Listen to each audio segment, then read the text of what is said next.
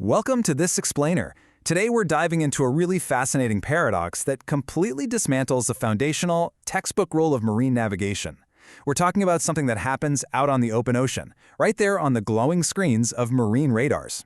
It's a situation that, every single mariner trains for. Yet, as we're about to see, the way we've been taught to understand it, it might be completely wrong. We're going to look at the crazy intersection of textbook theory, pure mathematics, and the actual physical reality of massive ships moving through the water. Let's get right into it. I want to start by asking you a very direct question. When the closest point of approach, or CPA, is exactly 0, what is the bearing of the closest point of approach, the BCPA?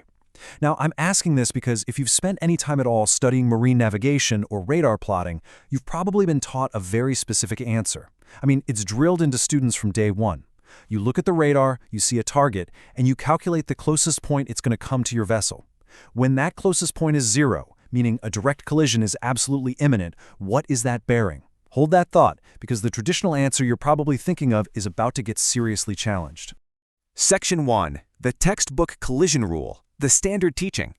Let's establish exactly what the standard textbooks actually say about a target approaching on a direct collision course.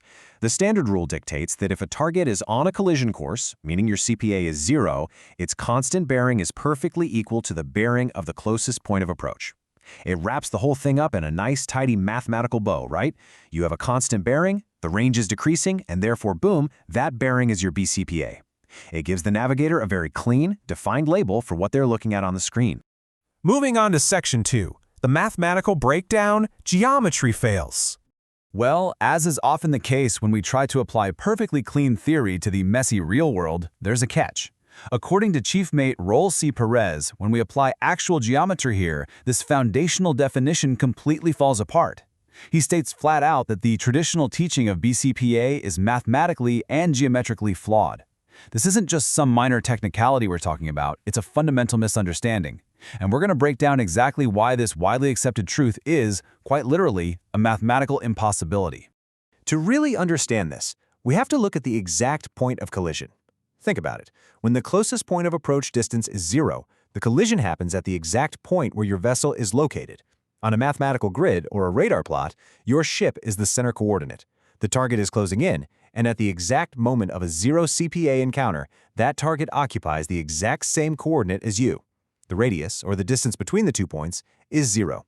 There is absolutely 0 separation distance between your center point and the target's point. And this brilliantly illustrates the core issue. See, to have a bearing, you need 2 distinct points. You draw a line from point A to point B, and you can measure an angle. That's just basic geometry. But what happens when those points merge? Just like polar coordinates completely breaking down at the origin, a bearing absolutely requires those 2 separate points to form an angle. So when a target point merges directly onto your ship's position, there's no line to draw. There's no directional offset. Geometrically speaking, the bearing is totally undefined. You can't calculate an angle between a point and itself. Therefore, calling it a bearing of closest point of approach at the exact moment of a 0 CPA collision, it's mathematically impossible. Which brings us to Section 3. Real ships have length, beyond the pixel. So, the math tells us the bearing doesn't exist at the origin. But let's see how this builds into the physical reality of massive steel ships. Standard textbook theory assumes a collision always happens right at a single tiny mathematical point.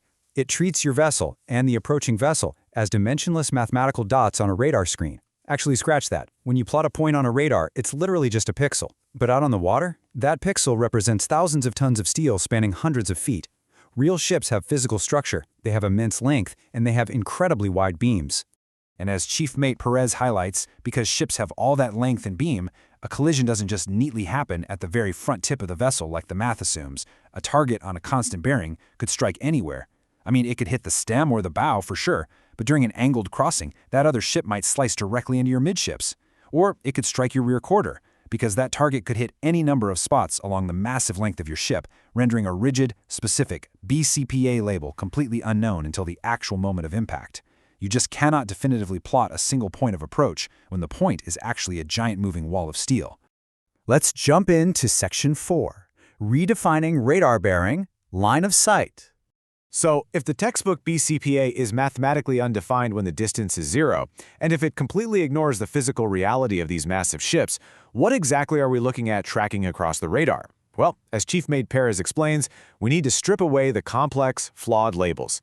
The constant bearing of a target on a collision course isn't some magical, predetermined BCPA. It is strictly and simply the approaching target's line of sight right up until it physically hits your vessel. That's it.